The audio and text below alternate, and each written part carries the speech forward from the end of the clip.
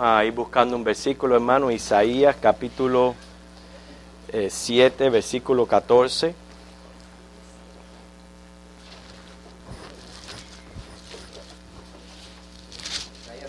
Ajá, 7:14.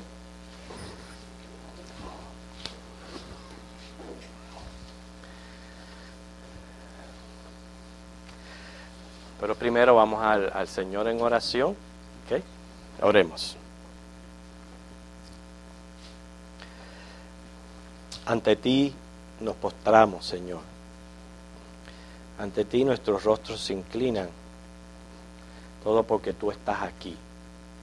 Tu presencia es lo que hace de este lugar un lugar santo, un lugar bendito, un lugar, Señor, donde podemos tener comunión contigo, Señor, y eso es algo glorioso. Eso es un privilegio muy alto para nosotros, hombres que somos mortales y pecadores. Pero Jesucristo, Señor, ha logrado por nosotros esta reconciliación, de la cual podemos gozar cada vez que tu iglesia se reúne. Podemos gozar de la comunión contigo. Algo, Señor, que antes de Cristo era imposible para el hombre. Él lo ha hecho posible para nosotros, para que ahora nosotros con toda confianza nos acerquemos en este día, no solamente trayendo nuestras oraciones, pero también la adoración debida a tu nombre. Venimos también para que tú sigas instruyéndonos a través de tu palabra, Espíritu Santo. Tu bendición sea con cada clase, Señor, cada maestro, con esta escuela dominical. Bendice, anima, aviva a tu iglesia en este tu día, Señor. Congrega. En el nombre de Jesús oramos. Amén. Leemos en Isaías 7, versículo 14, todos juntos. Por tanto, el Señor mismo os dará señal. He aquí que la Virgen concebirá y dará a luz un hijo y llamará su nombre Emanuel. Y si vamos al capítulo 9, ahí mismo en Isaías, sigue diciendo el profeta acerca del niño Dios. Porque un niño nos es nacido, leemos todo, porque un niño nos es nacido, hijo nos es dado, y el principado sobre su hombro, y se llamará su nombre admirable, consejero, Dios fuerte, Padre eterno, príncipe de paz. Okay, antes de continuar la clase, Maybel, creo que la clase está abierta, así que clase de bautismo. En lo que estamos nosotros en la armonía de los evangelios, hemos entrado ya prácticamente muy cerca de lo que es la pasión de Cristo, o sea, de la última semana, los acontecimientos que ocurrieron en la última semana. Vamos a hacer un preámbulo y regresar un poquito a los estudios acerca de la Navidad, o sea, de lo que es el anuncio a María, el anuncio a José, todos los pormenores que hay dentro de la Navidad, ya que aprovechamos la época en que estamos. Nosotros solamente vamos a refrescar conocimientos, pero quizás aprender algunas cosas nuevas a través de estas clases. Yo quiero que nuestro primer tema va a ser concentrarnos en el anuncio a María, el anuncio que dio el ángel a María, que está en Lucas capítulo 1, versículo 26 al 38.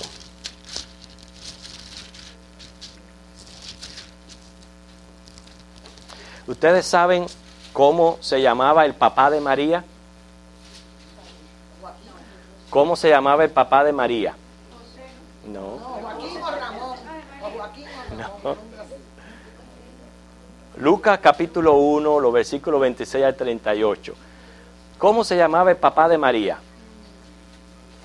¿No? ¿Caridad? ¿No? Bueno, pues entonces una vez, me alegro de haber regresado a las clases. Es una de las cosas que vamos a aprender en el día de hoy, cómo se llamaba el papá de María. No se menciona a la mamá, pero por lo menos saber el nombre del papá de María. ¿Ok? Bueno, hoy vamos a aprender. Ok, empezamos en Lucas capítulo 1, los versículos 26 al 38.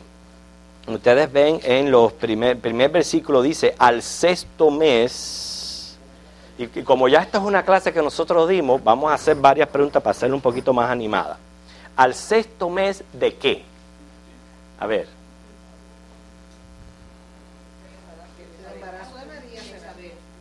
De Elizabeth. Ok, al sexto mes que se anunció que Elizabeth estaba embarazada ¿de quién? De Juan el Bautista, que era el que iba a preparar el camino al Señor. Ustedes pueden leer acerca de eso en el capítulo anterior, los versículos de 5 al 25. Dice, al sexto mes el ángel Gabriel fue enviado por Dios a una ciudad de Galilea llamada Nazaret. ¿Okay? Quiere decir que María se encontraba en este lugar, en Galilea, o sea, en lo que es el área de Nazaret. O sea, que no se presenta en la capital, en Jerusalén, ¿verdad? Muchos de nosotros nos gusta decir que somos de la capital, y hay gente que es verdad que son de la capital. La hermana Alta dice de La Habana. Yo soy de La Habana, pero yo sí soy bien guajiro, porque yo soy de Habana Campo. Nosotros íbamos a la ciudad de La Habana y cuando no veíamos el Capitolio ya nos perdíamos ya. Y nada más que íbamos a consultas de médico nada más. Así que, pero fíjense para que ustedes vean que Jesús no nace en Jerusalén, sino en Nazaret, que se encontraba en la provincia de Galilea. Estaba a un extremo del país, era una región de poca reputación en cuanto a lo que es religión y escrituras. Y otro detalle interesante es que Galilea, según Mateo 4:15, la llamaban Galilea de los gentiles, según Mateo 4:15. Entonces, más bien, él nace siendo judío, ¿ok?, como parte del pueblo de Dios, de la simiente de Abraham, pero bien cerca de los gentiles. Ustedes pueden ver, ya ahí hay prácticamente una similitud a lo que iba a ser el ministerio de Jesús, que iba a alcanzar tanto a judíos como a gentiles. Ok, dice 27 que a una virgen desposada con un varón que se llamaba José, de la casa de David, y el nombre de la virgen era María. María también era una joven pobre, o sea, ni era una hija de un rey, ni era hija de un rico. ¿Okay? El nombre era María, que corresponde al hebreo. ¿Cómo se llama en el hebreo María? Miriam. Okay. Significa exaltada. Ese es el significado de María. Pero María corresponde al Miriam en hebreo. Es decir, cuando se veía Miriam era lo mismo que decir María. ¿Okay? Ella era del linaje descendiente de David, según la genealogía de Lucas capítulo 3, versículo 23, y es donde encontramos el nombre del padre de María. Lean el versículo 23 para ver si ustedes se dan cuenta cuál era el nombre del padre de María. Lucas 3, 23.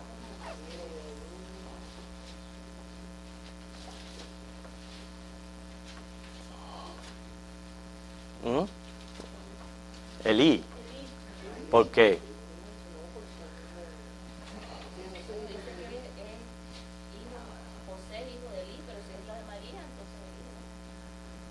Ok, hay una respuesta para eso. Exactamente, están en lo correcto. El padre de María se llamaba Elí, pero ahí se menciona, dice, hijo de José, pero vamos a ver de quién realmente era hijo José. En Mateo 1:16, ¿de quién era hijo José? Busquen ustedes mismos. De Jacob. Mateo 1:16 dice que José era hijo de Jacob, según la genealogía de José. Quiere decir que cuando dice hijo de Elí, es hijo de matrimonio. como cuando nuestros hijos se casan, prácticamente los yernos, la nuera vienen a ser hijos y los consideramos hijos. Bueno, en aquel tiempo se llamaban hijos. Entonces, por eso es hijo de matrimonio, más bien lo que quiere decir ahí Lucas 23. Por eso es que se entiende que esta es la genealogía de María, ¿okay? De la parte que venía de María. Pero ustedes saben que en aquel entonces, sin menospreciar a las damas, a las mujeres no se le contaba ni se le veía la importancia de todo eso. Entonces por eso es que se menciona inclusive al mismo José, pero en esta ocasión como hijo de Elí. Quiere decir que entonces, volviendo a María, ella era del linaje real, descendiente de David, según toda esta genealogía que tenemos aquí en Lucas. Quiere decir que en Mateo capítulo 1 tenemos la genealogía de José, y Lucas capítulo 3, la genealogía de María. Entonces, cuando él dice, desciende, un varón que se llamaba José de la casa de David, ¿le pertenece a María o le pertenece a ¿En cuál? ¿En Mateo o en Lucas? Hijo de Mataías, hijo de Amós, hijo de... Lucas 1:27, donde usted estaba leyendo la misma. No, Lucas 3:23. Es donde estamos leyendo.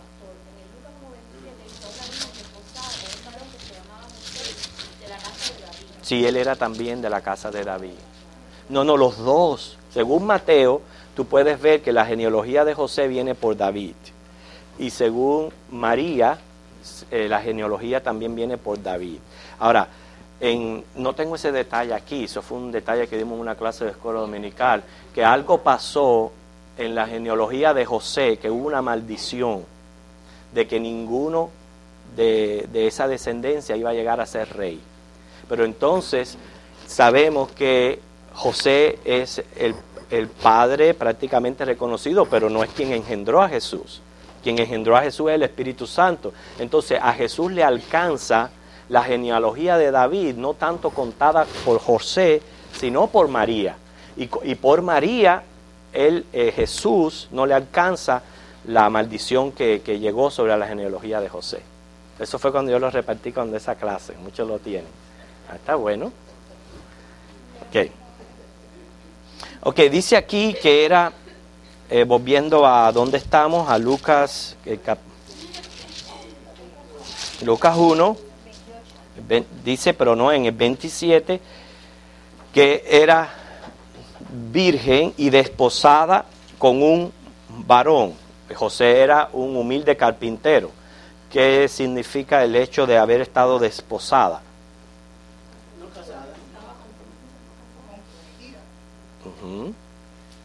Comprometida oficialmente y se veía casi como un tipo de matrimonio, lo único que no se llevaban a cabo relaciones sexuales. ¿Okay? No es como hoy, definitivamente no es como hoy. Ajá. En una predicación, en ese tiempo, prácticamente el noviazgo no existía, sino que simplemente pues usted se va a casar con aquel y se fijaba la fecha, pero no había como ahora una relación de noviazgo y de conocerse, no existía en ese tiempo. Un dato interesante es que encontramos, que lo estuvimos estudiando en el mensaje de la semana pasada acerca de Ana, que ella la habían casado, parece que bien niña, ya la habían casado ya, y ella había quedado viuda, bien jovencita, y pasó todo ese tiempo en el templo sirviendo al Señor, muchos años de viuda. Eso son detalles que nos cuentan cómo era la cultura en aquella época con relación a todo esto, y cómo el desposorio más bien era un estado de un noviazgo oficial, que en donde no se consumía el matrimonio en sí, porque lo que pasaba es que el joven tenía que una vez que, por ejemplo, un joven se fijaba en una muchacha y quería que ella fuera su esposa, iba con su padre a casa del padre de la muchacha y la pedía. ¿Y a pedir la boda también? En muchas ocasiones, yo no estoy muy seguro en esto, pero según como vemos en el ejemplo de Jacob, al parecer a la muchacha le pedían su opinión y la muchacha accedía O sea, no conocía a ese muchacho, no era como hoy día que los 12, como usted dice, esa es la diferencia. Los 12 conocen y después de conocerse son los que van a los padres, los dos, ya después de haber tenido un tiempo de conocerse. En aquel entonces, al parecer, la muchacha no conocía al muchacho. Y entonces se le preguntaba y si ella accedía, entonces se procedía al desposorio. El desposorio significa que el joven tenía que preparar condiciones para su matrimonio.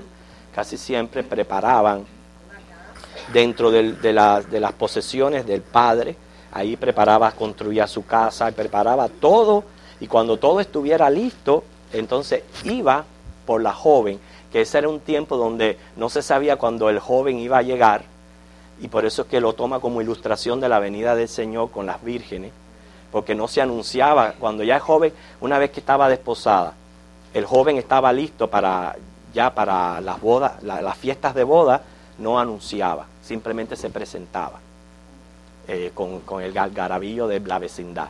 Entonces cuando la novia oía el algarabío, era que ya el novio venía a buscarla y iban a comenzar los tiempos de boda. Entonces ese era el tiempo del desposorio, y en esa condición se encontraba María cuando el ángel Gabriel le anuncia. Quiere decir que esto nos va llevando nuestra mente a pensar, María era una muchacha normal y común como otra de aquel entonces. Y María estaba en los planes comunes y normales que otra muchacha pudo haber tenido, en los planes de su matrimonio y a punto de consumir su matrimonio. No se sabe el tiempo que José iba a estar listo para eso, pero ese es el detalle cuando dice, se encontraba desposada con un varón que se llamaba José. Es decir, una vez esa muchacha estaba desposada, o sea, ambos padres habían concedido en este contrato, ya esa muchacha ningún joven la podía atender, ni nada, ya esa muchacha estaba, como dice, separada para el joven. Ok, el 28 dice, aquí el ángel tiene un anuncio con un objetivo, y el objetivo era levantar el ánimo de María. Dice, entrando el ángel en donde ella estaba, dijo, salve, muy favorecida, el Señor es contigo. Dice, bendita tú entre las mujeres. Este saludo le levanta el ánimo, la expectación de grandes nuevas que venían del mismo cielo.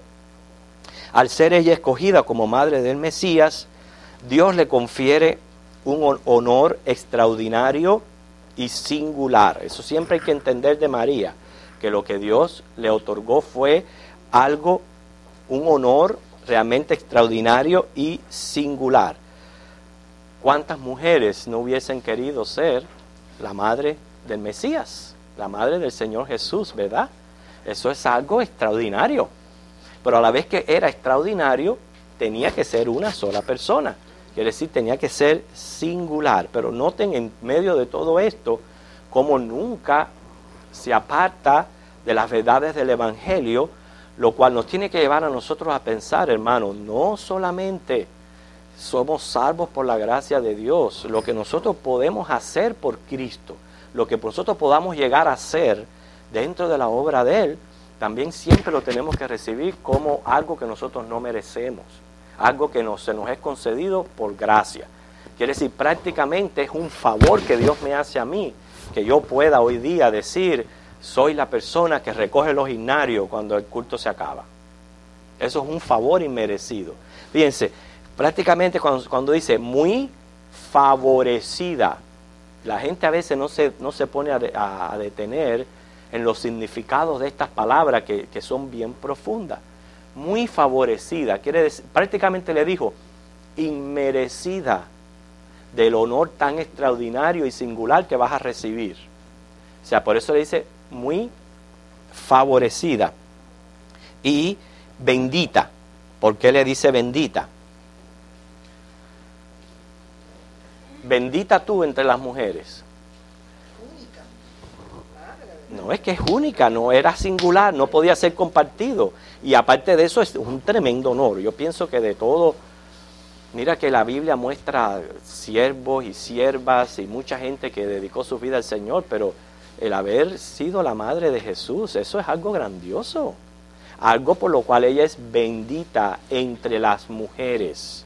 ¿Ok? ¿ok? Quiere decir que le está bendiciéndola no tanto como mujer, pero el servicio que ella iba a prestar, lo que ella iba a hacer, el instrumento que ella iba a hacer era lo que es bendito, ¿ok? O sea, no significa en ningún momento el ángel le está exaltando exactamente, ni poderes ni todas estas cosas. Ahora, noten otra frase también, el Señor es contigo. ¿Qué ustedes creen que le dice el Señor cuando Él le dice así? El ángel le dice, el Señor es contigo. No temas. Okay, sí, el Señor es contigo. Fíjate, ¿a qué nos lleva esa frase?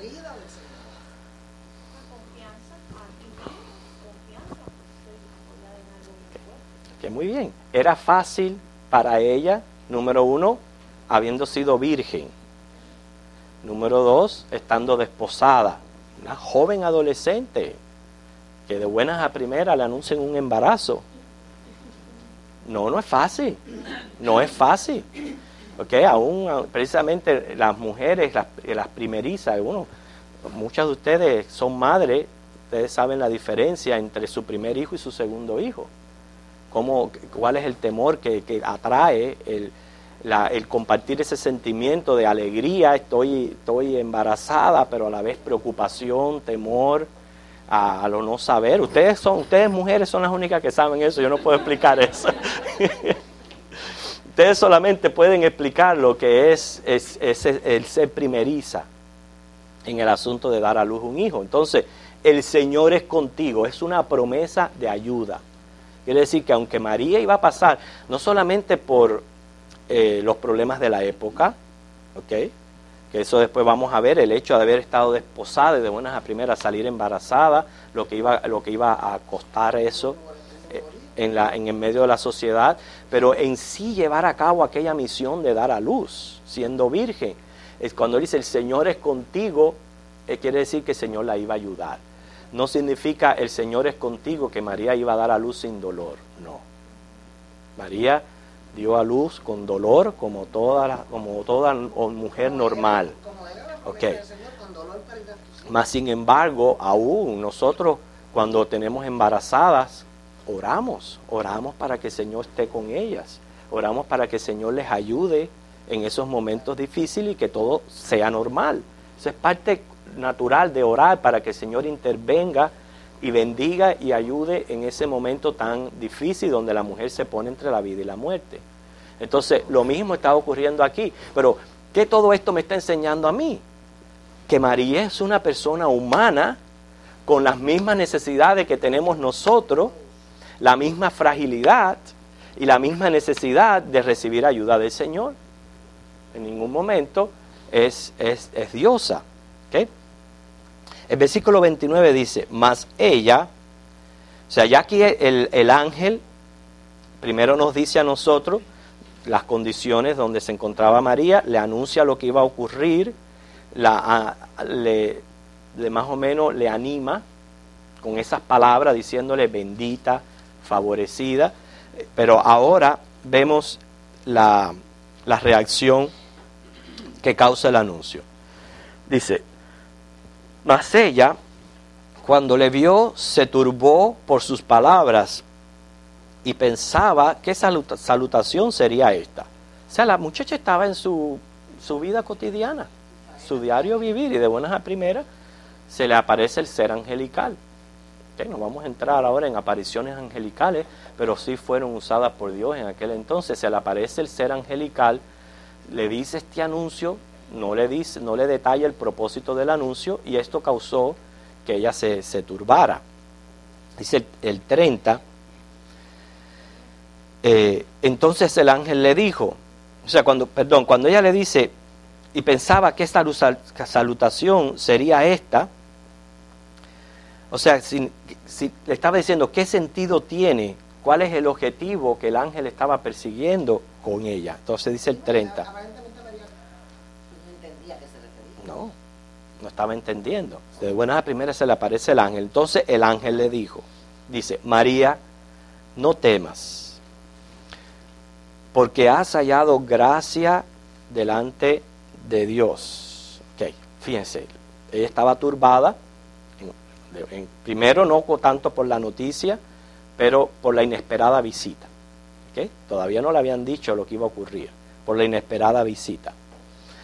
El ángel lo primero que le dice es la calma, le dice, no temas, le dice, has hallado gracia delante de Dios. Fíjense, no dice, Dios ha hallado gracia en ti. Qué palabras más diferentes, ¿no? Parecen iguales. Piensen por un momento, has hallado gracia delante de Dios y compárelo con Dios ha hallado gracia en ti. ¿Se parece? Pero son opuestos. Es un abismo que hay de significado entre las dos frases. Y tiene mucho que ver. ¿Okay? ¿Por qué? Porque la gracia aquí se interpreta no que María merecía este honor que Dios le iba a conferir. No había nada en María para recibir el honor de ser la madre de Jesús. No había nada. ¿Okay? Cualidades tenemos, a los seres humanos tenemos cualidades. ¿Cómo no vamos a tener cualidades? Somos hechos imagen de Dios. ¿Okay? Pero María no era diferente al resto de la humanidad o diferente al resto de las jóvenes que vivían en aquella época.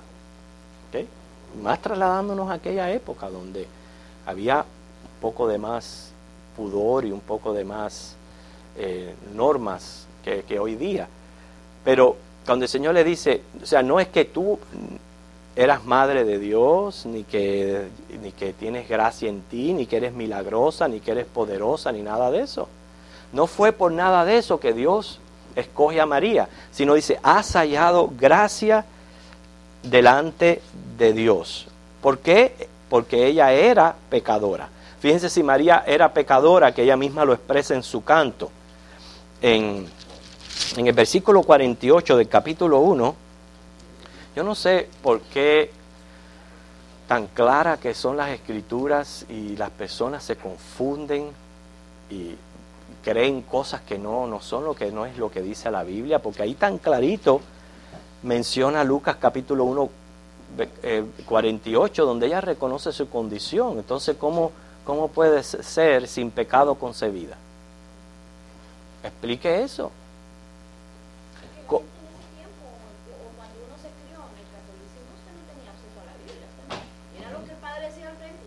Exacto.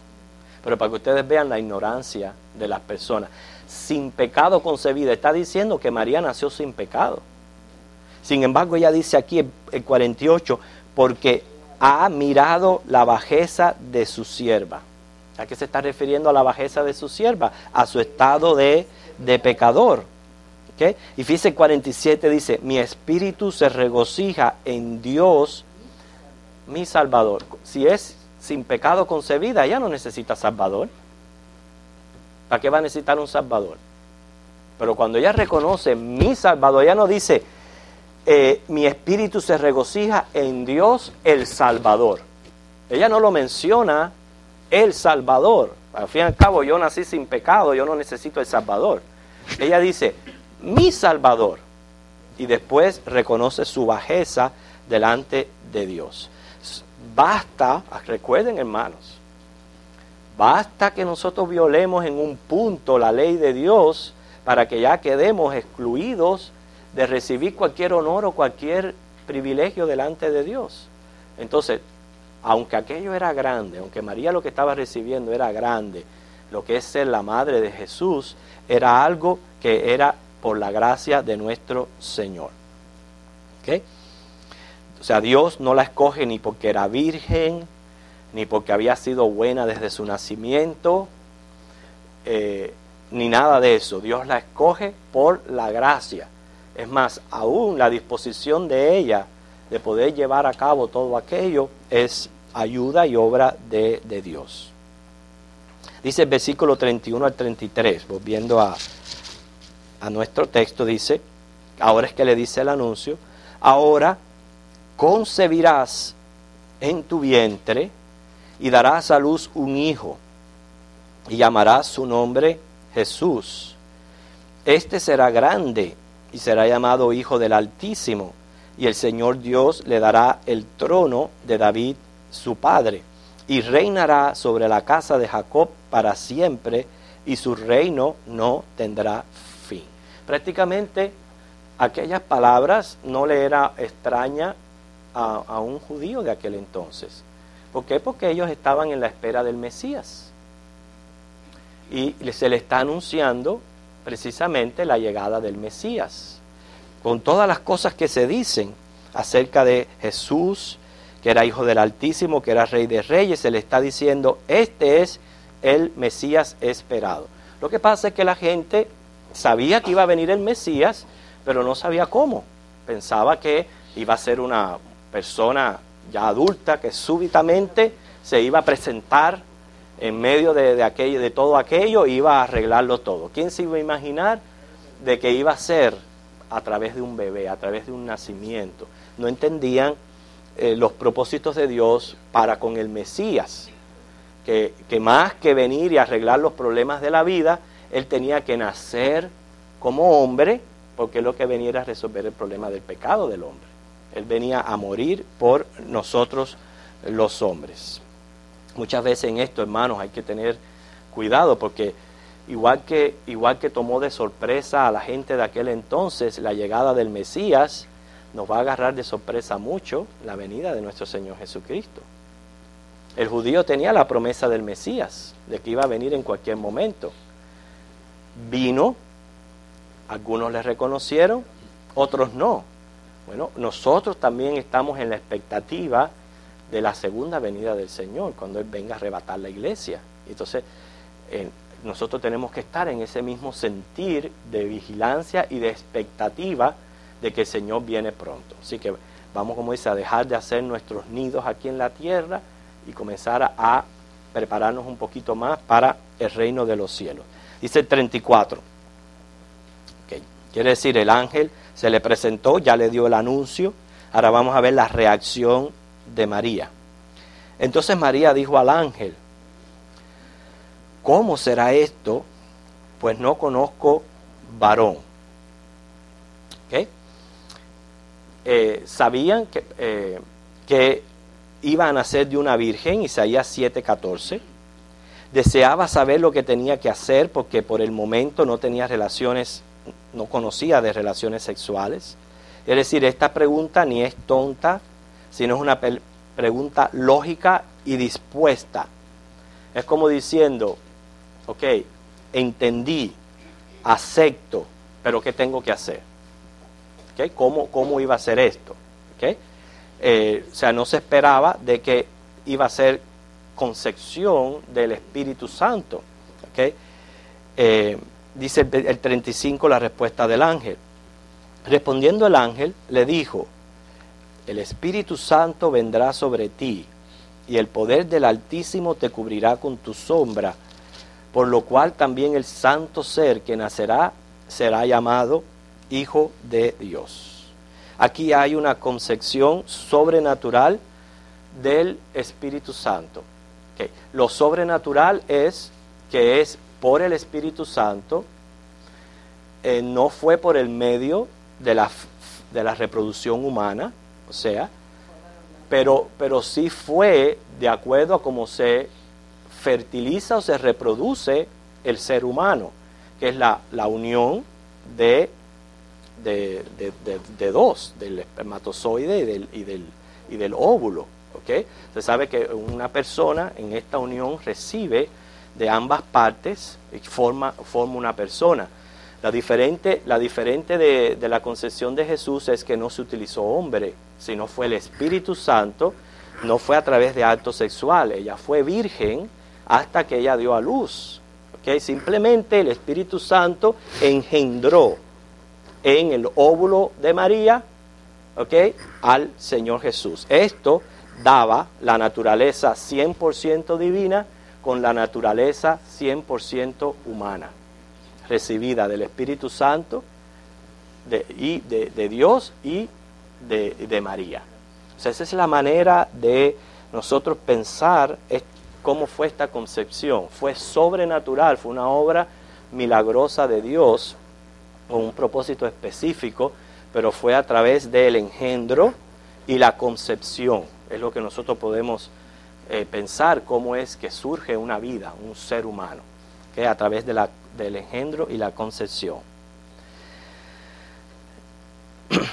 O sea, el versículo siguiente dice: y he aquí tu parienta Elizabeth, ella también ha concebido hijo en su vejez, y este es el 6º mes para ella, la que llamaban estéril. Prácticamente el ángel le dice que lo que él dice al 6º mes. ¿Por qué el ángel le refiere esto a María? En medio de su anuncio le habla de Elizabeth y le habla de que ella también estaba encinta cuando ella era estéril, y ahí le dice un precioso versículo: porque nada hay imposible para Dios. ¿Por qué ustedes creen? Fortalecer la fe. ¿Qué más? Confirmándole lo que estaba diciendo, ella iba enseguida a tener conocimiento de lo de su primo. Sí, que estamos viendo a la pregunta. Piensen, se le está dando un anuncio a María de algo que estaba ocurriendo en ella, y de buenas a primeras se le dice: tu prima Elizabeth, que era estéril, porque nada es imposible para Dios, también está embarazada. ¿Por qué? Yo quiero ver si ustedes caen en la respuesta. A ver. Ajá. Sí. Ok, a ver un momentico, Anita.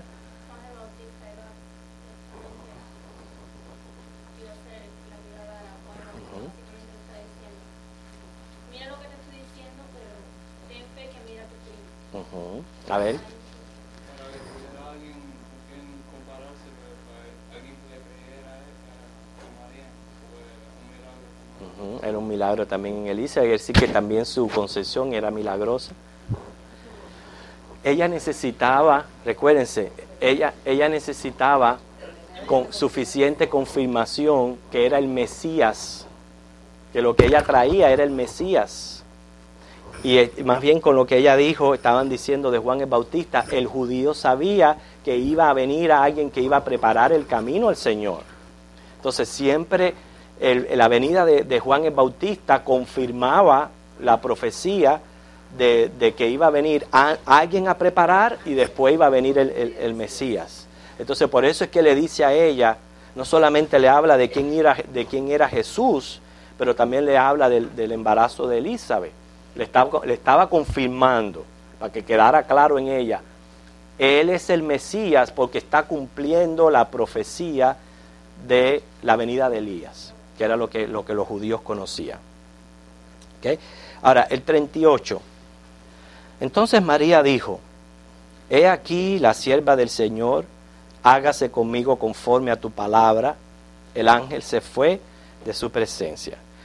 Una vez ella entendió el plan de Dios, ¿okay?, tenemos que apreciar su reacción final. Fíjense: hágase conmigo conforme a tu palabra. He aquí la sierva del Señor. Qué palabra tan importante. Acabamos de decir que ella era bendita entre las mujeres, que a ella se le estaba otorgando un privilegio por gracia del cual ella era muy favorecida. ¿Okay? Ella en ese momento no se consideró como la persona más grande de este mundo, sino inmediatamente entendió que su papel era de sierva. María, si María se hubiera imaginado que el mundo de hoy le iba a hacer lo que está haciendo con ella, elevándola a los lugares que las está elevando. Póngase a pensar en esto, hermano. Hay lugares aquí en este mundo, templos que son maravillas en sus construcciones, maravillas.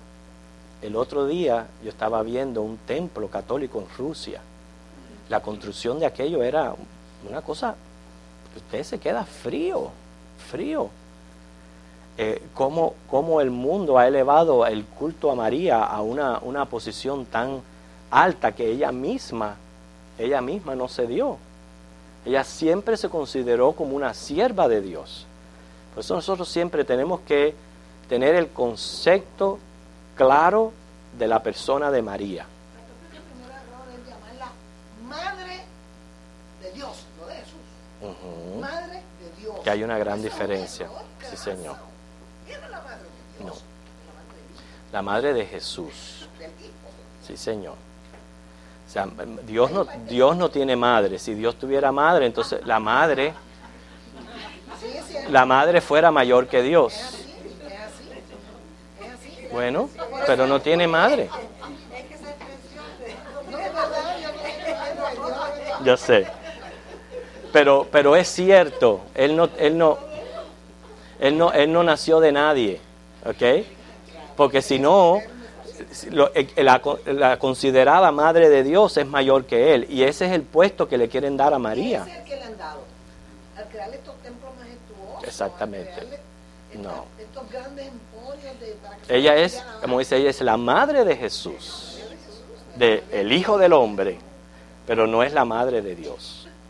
¿Okay? Y eso es bien importante que nosotros tengamos ese concepto bien claro. Fíjese, tal como Jesús vino a servir, también María se consideró siempre como sierva de Dios. Quiere decir, ella nunca quiso robar o atraer para ella la gloria de los hombres, ni menos llegar a ser un objeto de culto y de idolatría. La intención siempre fue en la reacción que ella tuvo hacia el anuncio del ángel, siempre fue servir a Dios con plena voluntad, de manera incondicional. Quiere decir que su motivación, su regocijo, no fue en la elección, no fue buscar su propia grandeza, sino ella siempre, por eso ella dice en su canto, engrandece mi alma al Señor, mi espíritu se regocija ¿en quién? En Dios mi Salvador, no en mí mismo. Por eso ella prorrumpe en este canto. Y nosotros tenemos que aprender mucho de María, hermano, en este aspecto, porque a veces a nosotros nos gusta elevarnos en nuestras grandezas y bien alto, ¿okay? Como los papalotes. Pues entonces el Señor viene y le hace así con una cuchilla al cordón y... Porque a nosotros nos gusta elevarnos. Si el Señor nos da ciertas capacidades, ciertas habilidades, enseguida nos ponemos a ver por encima de los demás, y cuando viene a ver, cogemos aire y nos ponemos en unas posiciones que hay que coger un alfiler y pinchar para que explote. Y esas son las personas que según se elevan para arriba, después son las caídas y los golpes. Y esta es la lección grande que nos da María. Ella siendo favorecida entre las mujeres y entre nosotros los hombres, sabiendo que quizás no hubo otra cosa más digna de ser la madre de Jesús, de traer al Salvador de las almas de los hombres. O sea, si dentro de un ministerio de una iglesia, eso es grandísimo. Sin embargo, ella siempre se consideró sierva, indigna, y se regocijaba era en el Señor.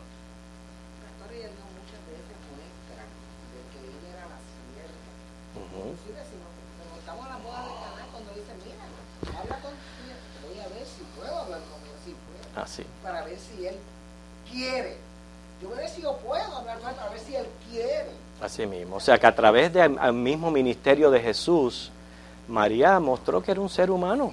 Era un ser humano. Como ella menciona en las bodas de Caná, cuando se fue a cambiar el agua en vino, ella no pudo hacer el milagro. Entonces, ¿cómo es la milagrosa de hoy? ¿Cómo es la milagrosa si ella no pudo ni cambiar el agua en vino? Ella tuvo que llamar al Señor Jesús para hacer ese milagro. O sea, lo que nosotros simplemente podemos ver aquí, cuánta ignorancia están las personas que no tienen un concepto correcto de lo que es María.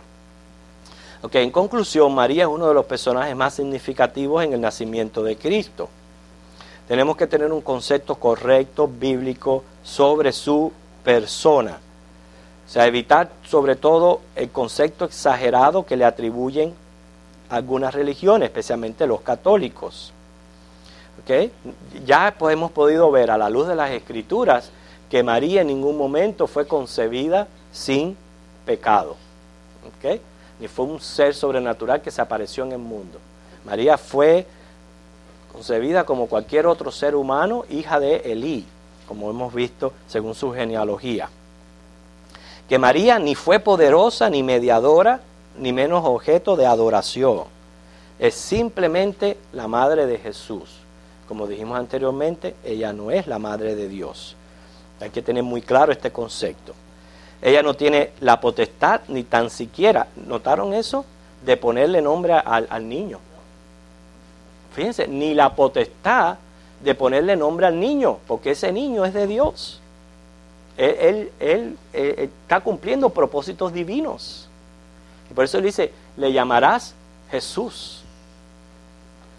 No le dice, no fue como otro niño cualquiera que nació y los padres se debatían a ver qué nombre le iban a poner al muchacho.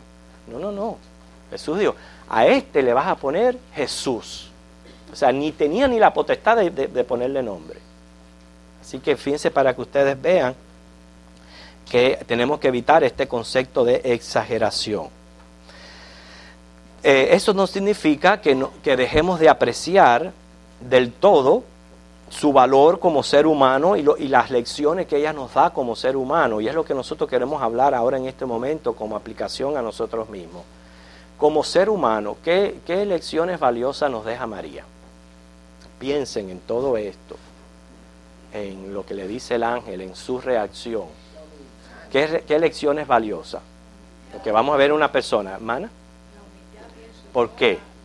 Porque ella no pensó ni que el Señor le iba a ir, porque ella no se consideraba, tú sabes, suficiente para hacer una cosa tan importante de ser la madre de Jesús. Muy bien. En ese concepto de humildad, ¿qué otra cosa podemos decir, Giovanni? En humildad, vamos a estar solamente a comentar la humildad de María. Okay, piensen en ese concepto nada más, después vamos a entrar en obediencia. Ok, muy bien. A ver, hermano.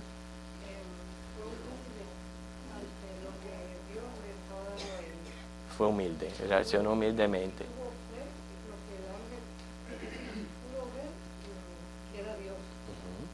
Así mismo. Hermana. Bueno, pues que no podía viajar tampoco. En aquel tiempo no habían aviones. Quiere decir que si María hubiera sido, vamos a ver, si María hubiera sido argentina, iba a ser la madre de Dios, ¿no? Ok, mi hermana. También ella le dice, era tanto que ella le dice, hágase conmigo conforme a tu voluntad. Ajá.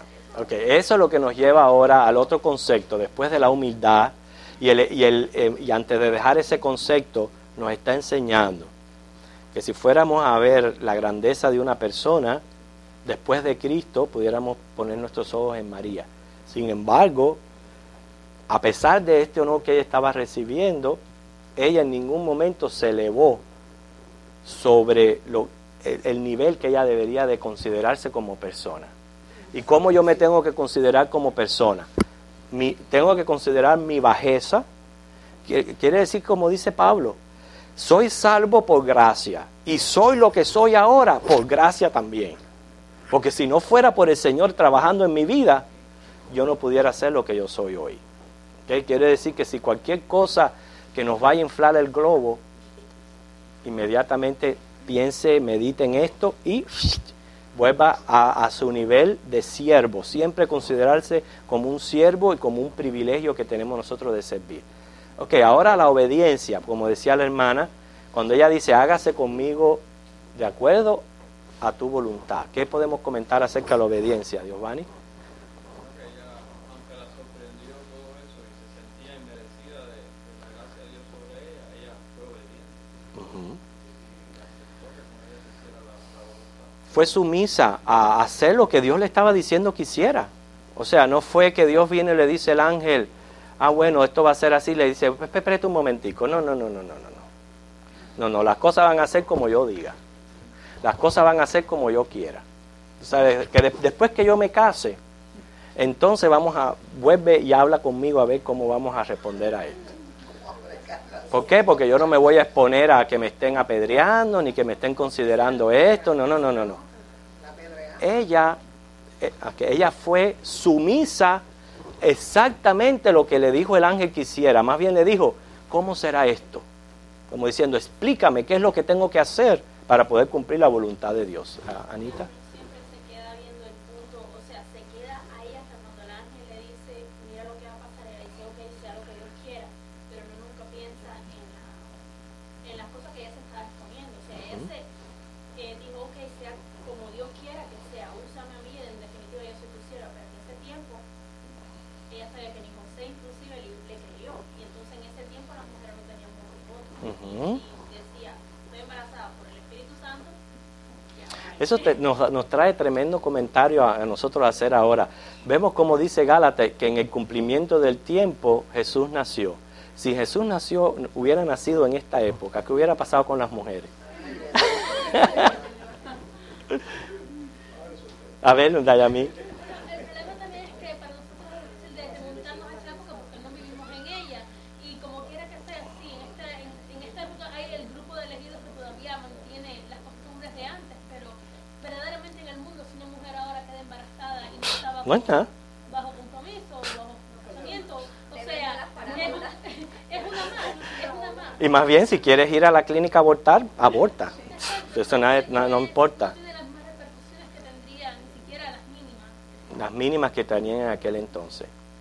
O sea que lo que se consideraba más su obediencia y su sumisión a la voluntad de Dios, a ser un siervo, porque eso es lo que hace un siervo. Un siervo se somete a hacer la voluntad de su dueño. Usted no ve ningún esclavo sublevándose contra el dueño a hacer lo que quiera o refunfuñando. Y esa es la actitud de siervo que el Señor siempre quiere que nosotros todos tengamos. No solamente eso, sino la fe, porque cuando ella dice, no es que se volvió loca, no que confió, como soy tu sierva, hágase conmigo su voluntad, y confió, no esa también la respuesta, no solamente de qué hacer, sino cómo lo toma. También el Señor le proveyó en el ángel las palabras correctas que ella necesitaba, no solamente el anuncio, pero palabras de fortaleza. Y esa palabra de decir, el Señor es contigo. O sea, Él va a ser tu ayudador en medio de todas las cosas. Él te va a ayudar a salir de todos los problemas. Yo no sé por qué el aliento que le dio el ángel a ella. El Señor es contigo. O sea, no temas. Va a estar allí contigo, no vas a estar sola, vas a estar protegida y eso. Y si uno se pone a pensar los pormenores de que todos cumplían propósitos bíblicos, porque ahora nosotros vemos que todo cumple propósitos bíblicos. Primeramente Jesús tenía que nacer en Belén. ¿Y dónde vivía María? En Nazaret de Galilea, lo cual tiene, ¿qué es lo que es representativo en eso? Según estudiamos, ¿estaba qué? No, cerca de los gentiles. Eso es lo que tiene que ver que haya nacido que José y María estuvieran allí viviendo en Nazaret cuando se le dio el anuncio al ángel, cerca de los gentiles, como diciendo el evangelio va a ser para ambos, pero como judío al fin, hijo de David, tenía que nacer en Belén. Pero este comentario viene en el hecho, piense, el censo, el tener que viajar embarazada, llegar y tener que dar a luz en un establo. Sí, porque el censo fue de sorpresa.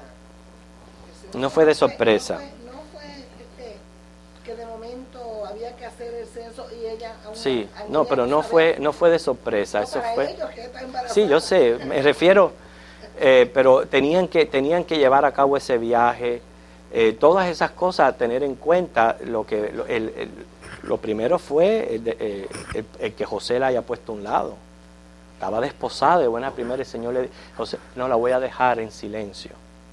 Eso también, todos esos sentimientos, todas esas cosas hacen que ella verdaderamente sea un personaje que nos da lecciones valiosas a nosotros, que es lo que nosotros tenemos que aprender, de que el Señor nos llama a hacer algo bien específico para su reino.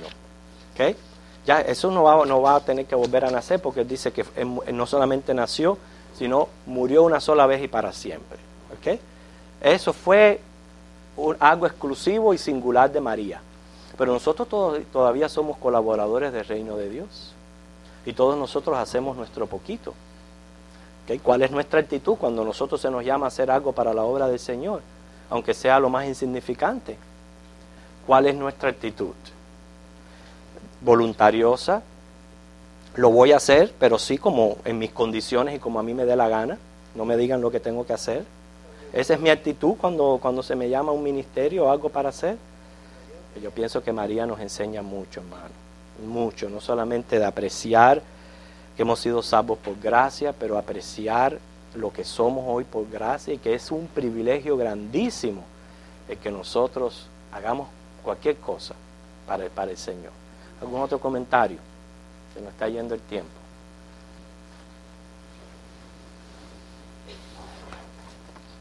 ¿Ok?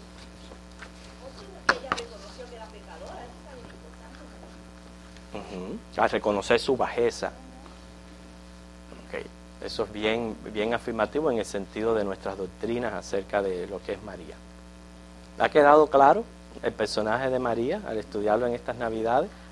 Estamos agradecidos a Dios porque el Señor nos sacó de nuestra ignorancia, ¿verdad? Y nos trajo la verdad de las Escrituras. Ok, nos ponemos en pie y vamos a orar.